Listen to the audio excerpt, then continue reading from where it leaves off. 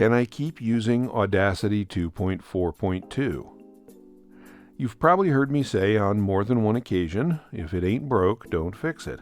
I was recently asked if it's okay to continue using Audacity 2.4.2 if your Mac wants you to upgrade to a new OS.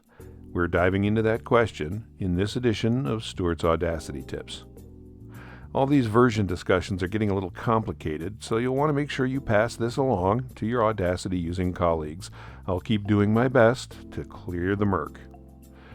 The person who asked this question is well aware of my aversion to making changes to your production hardware and software as long as it accomplishes what you need it to do.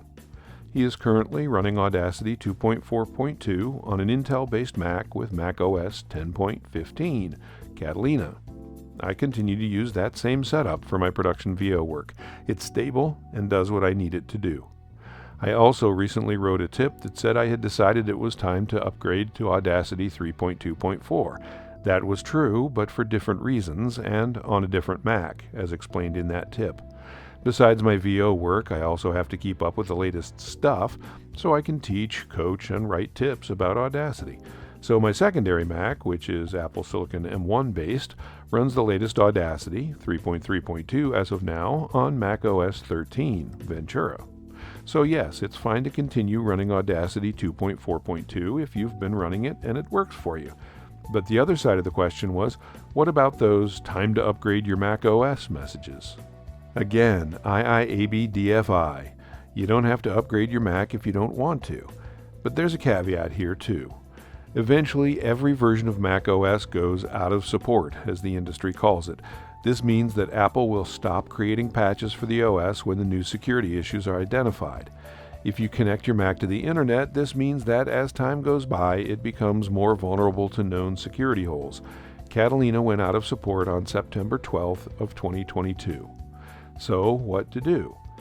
Well, in the case of Audacity 2.4.2, you're fine to upgrade to Mac OS 11, Big Sur, 12, Monterey, or even 13, Ventura, as long as you're not on an Apple Silicon chip, M1 or M2.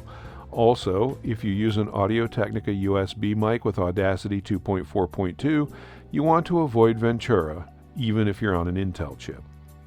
Windows users have it a little easier where Audacity 2.4.2 is concerned. It will run on any recent version of Windows, and 32 and 64-bit versions of Audacity are available. Here's a table to summarize which combinations work. To find out which chip your Mac uses, go to the Apple menu and select About This Mac. You'll see either a line that says Chip or Processor. That line tells you whether you have an Intel processor or an Apple Silicon M1 or M2 chip. Here are two examples. I hope this helps resolve any questions you might have about continuing to use Audacity 2.4.2. Of course, if you still have a question, feel free to shoot me an email. Hope this helps. I'm Stuart.